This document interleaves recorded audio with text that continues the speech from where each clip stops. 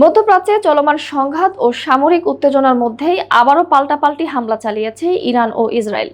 রোববার রাতে ইসরায়েলের হাইফা বন্দর নগরী থেকে প্রায় ২০ কিলোমিটার দূরে অবস্থিত রামাত ডেভিড বিমান ঘাঁটিতে লক্ষ্য করে ব্যালিস্টিক ক্ষেপণাস্ত্র হামলা চালিয়েছে ইরানের বিপ্লবী বাহিনী।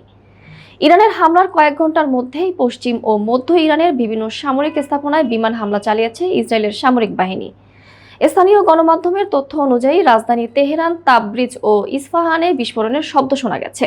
অপরদিকে ইসরায়েলের পাল্টা হামলার জবাবে সোমবার আবারও হামলা শুরু করে ইরান থেকে ছোড়া একাধিক ক্ষেপণাস্ত্রের আঘাতে মধ্য ও দক্ষিণ ইসরায়েলের বেশ কয়েকটি শহরে সতর্কতামূলক সাইরেন বেজে উঠেছে। ইসরায়েলি সামরিক বাহিনী এক বিবৃতিতে জানিয়েছে, ইরান থেকে ধেয়ে আসা এই ক্ষেপণাস্ত্রগুলো শনাক্ত করার পরপরই দেশের আকাশ প্রতিরক্ষা ব্যবস্থা সক্রিয় করা হয়েছে এবং সেগুলো ভূপাতিত করার চেষ্টা চলছে।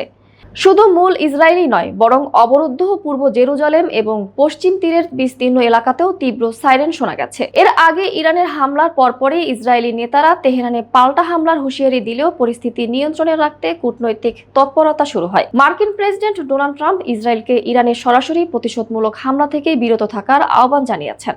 সাম্প্রতিক এই পাল্টা হামলার ঘটনায় মধ্যপ্রাচ্যে নতুন করে বড় ধরনের সংঘাতের আশঙ্কা তৈরি হয়েছে। বিশ্লেষকদের মতে, পরিস্থিতি দ্রুত নিয়ন্ত্রণে আনা না গেলে আঞ্চলিক নিরাপত্তা ও আন্তর্জাতিক কূটনীতিতে এর সুদূরপ্রসারী প্রভাব পড়তে পারে।